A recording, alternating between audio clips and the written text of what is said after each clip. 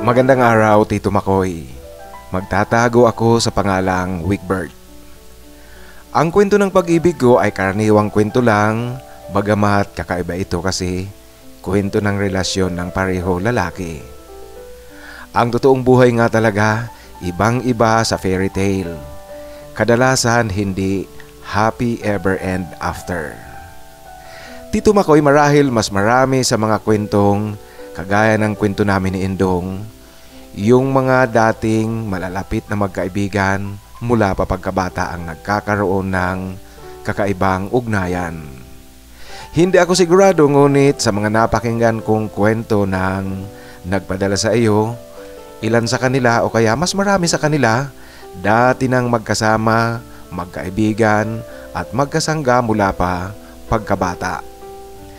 Kami ng kaibigan ko at kababata kong si Indong, lumaking magkalaro mula noong mga musmus pa kami. Magkapit-bahay kami, magkaedad ngunit walang blood relations. Ang nanay ni Indong bagamat dito rin sa bayan namin ngunit mula ito sa kabilang barangay. Ang kanyang ama ay taga Pampanga na destino sa lugar namin, dito na nakapag-asawa at maswerte namang sa barangay namin nakahanap at nakabili ng lupang matatayuan ng bahay. Kaya dito sila tumira. Naging magkapit-bahay kami.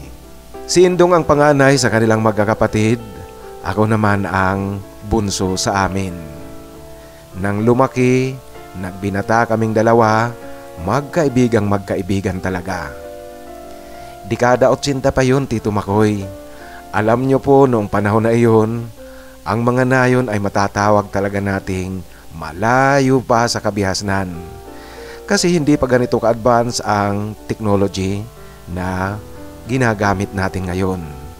Wala pang social media noon at wala pang mga internet cafe. Tanging ang libangan lang, magliwaliw sa kanayunan, minsan tumambay sa may tindahan sa gilid ng kalsada o kaya sa bahay ng mga kaibigan. Minsan naman, sumasama sa mga kaibigan sa kanilang pataniman para mag-picnic o kaya kahit na anong trip-trip lang na gustong gawin. Ganoon kasimple, Tito Makoy, ang buhay natin noon. Ang mga magulang kasi namin pareho may permanenteng trabaho sa tanggapan ng gobyerno. Kaya hindi kami ni Sindong sumasabak sa pagsasaka bagamat natutunan namin ang pagtatanim. Noong high school kami, pag walang pasok sa eskwela, kadalasan nga talaga tambay lang at tunganga. Paminsan-minsan lang kaming maging abala sa paglilinis ng munting pataniman ng gulay at prutas. Ngunit Tito Makoy, yung pataniman na iyon ay backyard gardening lang o kaya backyard farming lang. Ang mga tanim dito ay para sa amin lang talagang pangangailangan. Kaya naman walang ibang choice kundi ang palagi kaming magkasama. Sa araw-araw na magkaharap, magkatabi, minsan naglalaro ng chess o kaya dama. Yun lang talaga ang libangan kasi nga wala pa tayong computer games noon. Summer vacation noon, Tito Makoy. Nagbakasyon sa Pampanga ang mga magulang at kapatid ni Indong, hindi siya sumama. Kasi kung sasama pa siya, wala nang maiiwan sa bahay nila. Kaya naman, Tito Makoy, noong panahon na iyon, sinasamahan ko siya sa kanilang bahay. Doon ako natutulog, madalas din doon ako kumakain.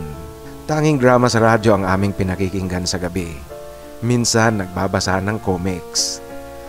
Kasi naman ang TV noon sa lugar namin, ang labo, Tito Makoy, ng picture.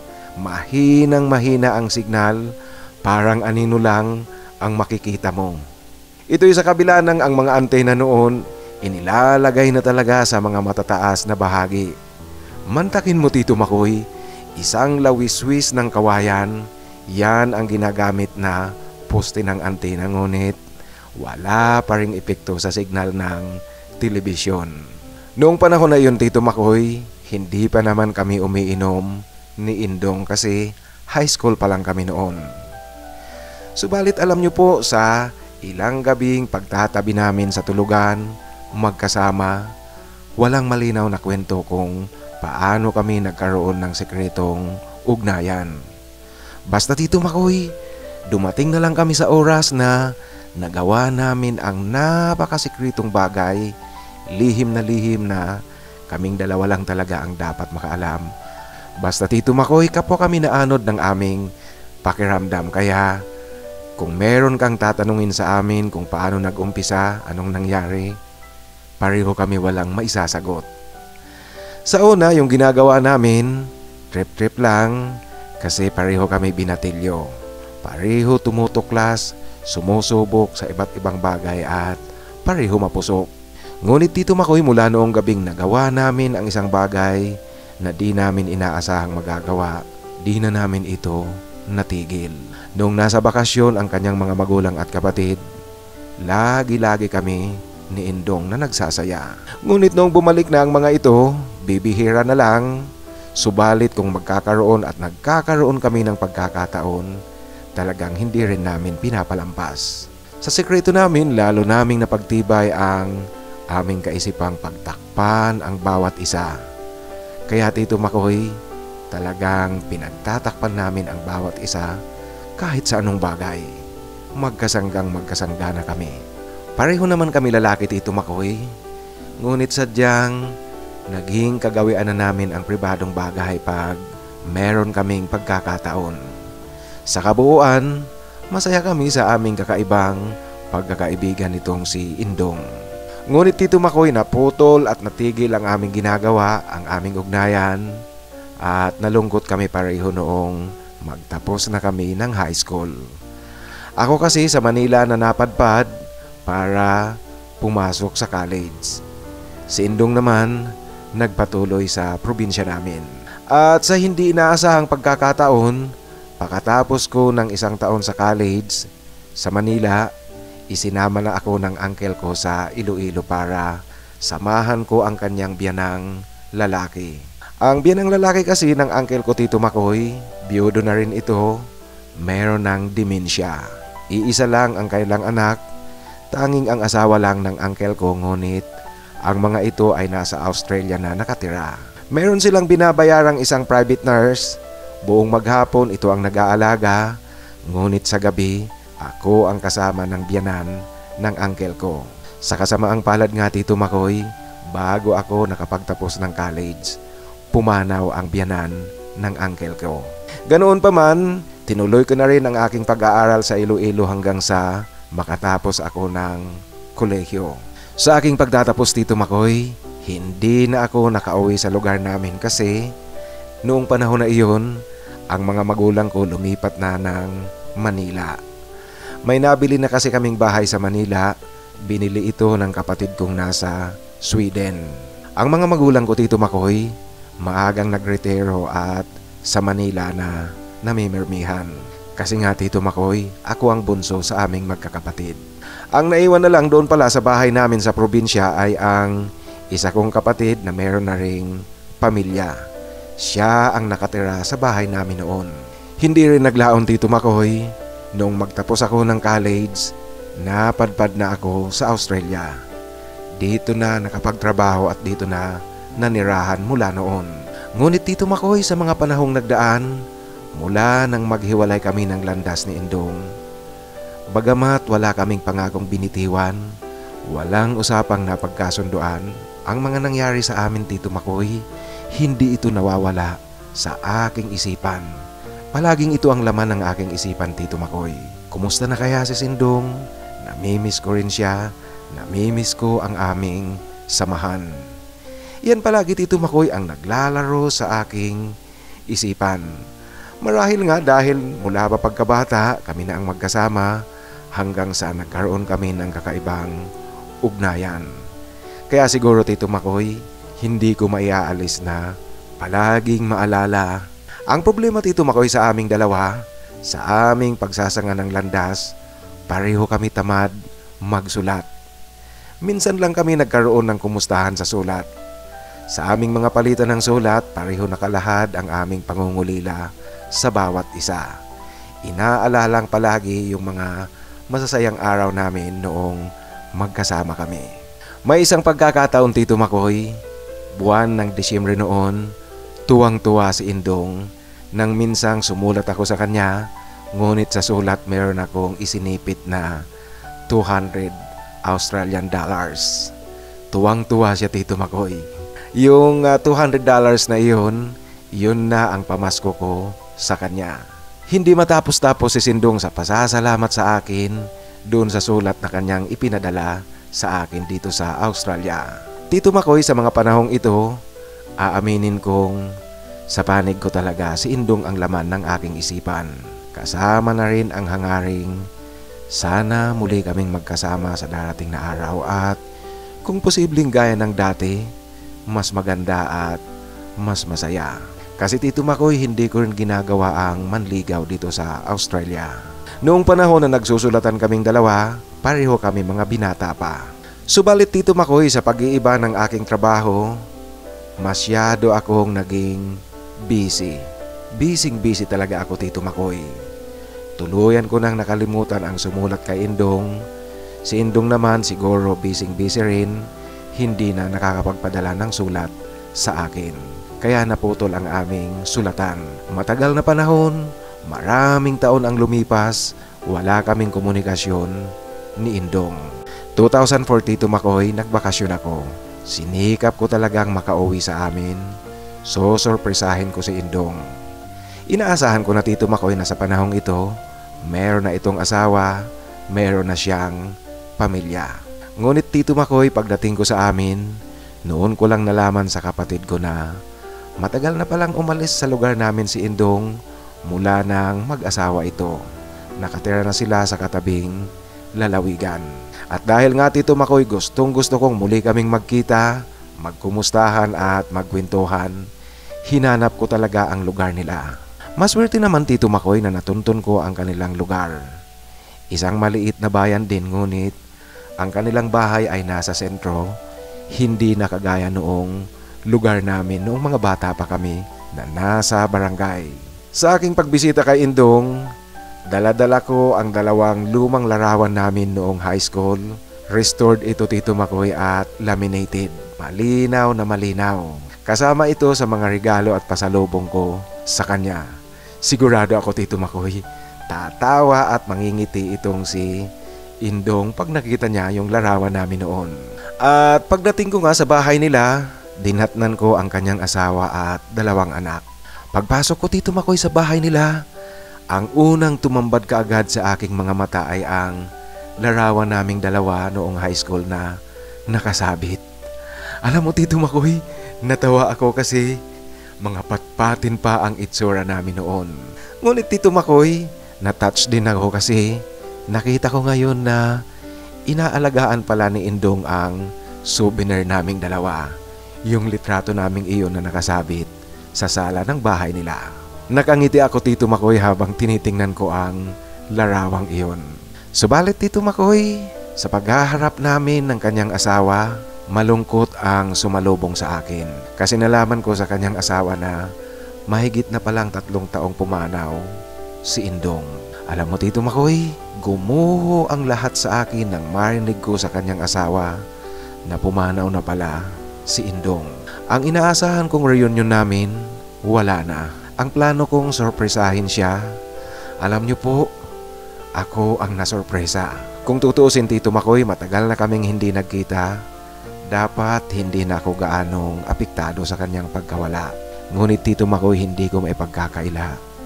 Labis pa rin akong nasaktan nang malaman kong wala na ang kaibigan ko. Yung ini-imagine kong ingay namin sa aming muling pagkikita, yung kulitan, tawanan, napalitan ito Tito Makoy ng luhang dumadaloy sa aking mga mata. Di ko talaga mapigilang mapaluha sa aking natuklasan, sa aking nalaman na wala na ang kaibigan ko. Yung ini-imagine kong kulitan namin Tito Makoy, magkaharap muli kami. Ngayon, tanging pangalan niya lang ang nasa harapan ko habang nakatayo ako sa harap ng kanyang puntod. Lalo ako Tito Makoy na nalungkot at nasaktan kasi ayon sa kanyang asawa, madalas daw kinikwento ni Indong ang aming samahan noon. Ako raw ang bukang bibig at saka ako lang talaga ang kaibigang binabanggit ni Indong sa kanya. Sana raw makadalaw ako minsan sa kanila, magawi sa bahay niya, makilala ko ang kanyang pamilya. Ito raw ang madalas na sinasabi noon ni Indong. Alam mo Tito Makoy, ang asawa niya dahil nga matagal na rin ang lumipas mula nang pumanaw si Indong. Bagamat malungkot itong nagkikwento sa akin, ngunit kalmadong kalmado na ito sa kanyang pananalita. Ako Tito Makoy ang nalulunod talaga sa kalungkutan kasi hindi ko inaasahang ganito hahantong ang muli sana naming pagkikita. Ngayon tuloy Tito Makoy, mayroon akong pagsisisi ng kaunti kasi ngayon ko naisip na sana man lang pinagsumikapan ko noong bisitahin siya noong mga unang pagbabakasyon ko sa Pilipinas upang kahit papaano nagkita man lang kami kahit na isang beses man lang bago siya pumanaw. Iyan Tito Makoy ang labis-labis na pagsisisi ko, yung hindi ko man lang pinagsumikapang magkita kami muli noong mga unang pagbabakasyon ko.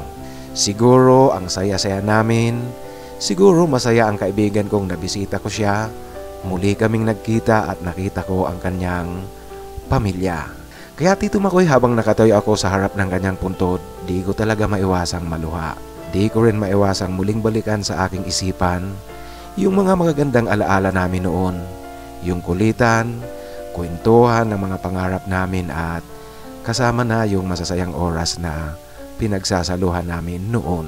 Pumanaw pala ang kaibigan ko dahil sa sakit sa kidney. Nakatatlong dialysis pala ito at pagkatapos noong pangatlo, kusa nang umayaw itong si Indong. Kasi raw, wala rin namang patutunguhan na. Alam nyo na kasi Tito Makoy, mahirap talagang makahanap ng kidney donor. Ayaw naman ni Indong na mag-donate ang sino man sa kanilang pamilya. At ayon pa raw kay Indong, yung gagastusin sa pabalik-balik niya sa ospital para sa dialysis, ipunin na ng kanyang mag-iina para sa kinabukasan ng kanilang mga anak. Yung mga anak kasi ni Indong Tito Makoy, maliliit pa rin. Buti na nga lang at ang kanyang asawa ay isang guro sa pampublikong paaralan. Sa aking pagdalaw na ito Tito Makoy kay Indong, umalis ako sa lugar nila, malungkot na malungkot. Ito'y dahil nga sa hindi ko na inabutang buhay ang kaibigan ko, hindi na kami muling nagkita. Alam mo Tito Makoy, sa kabila ng aking pangarap noon na sana muli kaming magkita ni Indong at kung pwedeng bumalik kagaya ng dati, mas maganda. Kahit pa sana Tito Makoy, wala nang pangalawang pagkakataon para sa aming dalawa. Masayang masaya na rin ako Tito Makoy kung muli kaming nagkita at muli kaming nagkausap ng kaibigan ko. Kaya nga lang Tito Makoy, ganyan talaga ang buhay. May nauuna, may naiiwan. Tito Makoy, sa hindi na namin muling pagkikita ng kaibigan ko, binago ko ang takbo ng buhay ko. Nag-asawa din ako Tito Makoy at nagkaanak. Sa kasalukuyan Tito Makoy, masaya ako sa piling ng aking asawa at mga anak namin. Kaso nga lang Tito Makoy, dahil late na akong nag-asawa, ngayon mid-50s na ang edad ko, ngunit ang panganay ko Tito Makoy, grade 6 pa lang. Ganoon pa man, masayang masaya ako kasi totoong buhay ito. Ito ang buhay na tinatamasa ko. Kahit na simple lang, ngunit merong direksyon. Kahit pa kasi Tito Makoy sinasabi kong meron akong nakaraan sa kapwa lalaki, meron kaming naging relasyon ni Indong, hindi naman po ako yung tipong maghahanap talaga ng lalaki rin. Tanging si Indong lang talaga Tito Makoy ang minahal ko at tanging si Indong lang kung nagkataon sana. Kaso nga, pumanaw na siya kaya wala akong ibang choice kundi ang baguhin na ang direksyon ng buhay ko. Bagamat late na ng kaunti Tito Makoy kasi matanda na ako, maliliit pa ang mga anak ko, ngunit sasabihin kong kontento pa rin ako sa buhay ko ngayon. Ngunit sa kabila niyan, naroon pa rin paminsan-minsan ang nalulungkot ako kasi wala na yung kaisa-isang kaibigan kong tunay. Siguro Tito Makoy, mas masaya kami ngayon kung magkasama pa rin kami, nagkukulitan at nagkikwentuhan tungkol sa kanya-kanyang buhay ng pamilya namin. Hanggang dito na lang po Tito Makoy ang aking kwento. Sana kahit na ganito lang kasimple, piliin mo at sana magustuhan rin ng iyong mga taga pakinig. Lubos na gumagalang galing dito sa Australia, Wigbert. Maraming salamat, Wigbert, sa pagbabahagi mo ng iyong kwento. Tama ka, ang buhay nga talaga ganyan. May nauuna, may naiiwan. At sa totoong buhay, hindi lahat na kwento ng pag-ibig ay nagtatapos sa happy ever and after. Ang totoong buhay ay ibang-iba talaga sa fairy tale. At sa nararamdaman mong iyon na labis kang nalulungkot, natural din yan kasi nga magkaibigan kayo, magkasangga. Higit pa sa isang ordinaryong tunay na pagkakaibigan ang meron kayo ng kaibigan mong si Indong. Kaya hindi nakapagtataka ang naramdaman mo noong malaman mong wala na ang iyong kaibigan. Sa muli, maraming salamat sa pagbabahagi mo ng iyong kwento. Ngayon mga kaibigan, sa ating shoutout, ang nagpapa-shoutout lang sa atin buhat doon sa sinusundang kwento nito, ang pangalawang pagkakataon para kay Jose. Shoutout kay Victor Bueno. Vic, hindi ko maintindihan kung ano ang ibig mong sabihin ng yes. Yes po. Siguro gusto mo yes yung isama na kita sa hahanapan ng forever. Kaya isasama na kita sa hahanapan ng forever sa susunod na upload. Kasama ka na sa Team A. Shoutout sa iyo muli, Victor Bueno. Shoutout din kay Rodney Kirobin. Gandang gabi, sana po makahanap rin ako ng forever. Isinama na nga kita sa hanapan talaga ng forever at sana makahanap nga tayo ng forever para sa iyo. Shoutout muli kay Chodoro Arasola ng Alcobar, Saudi Arabia.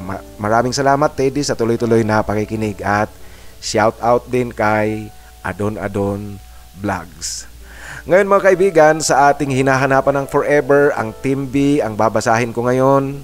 Ang isa shoutout ko ngayon, Robert Mirapuente, naghahanap ng forever. Alfred TV 888, naghahanap ng forever. John M7V, naghahanap ng forever. John Inglaterra, naghahanap rin ng forever. Alvin Santiago, naghahanap ng forever, kaya shoutout sa iyo Alvin. At si Rodney Kerubin, naghahanap ng forever. Para doon sa mga bagong nakapakinig dito sa ating kwentuhan, yung mga binanggit ko pong pangalan, naghahanap yan ng forever. Kung naghahanap rin kayo ng forever, sige na, kontakin nyo sila dito sa YouTube. Sa muli, sa mga nais na magpa-shoutout, isulat lang sa pinakahuling upload para siguradong mabasa ko yan. At sa mga nais naman magpadala ng kailang kwento, ipadala lang sa aking email, titomarcos@yahoo.com. Maraming salamat po sa inyong lahat mga kaibigan sa tuloy-tuloy na suporta at pakikinig. Sumayin nyo sana ang biyaya galing sa itaas.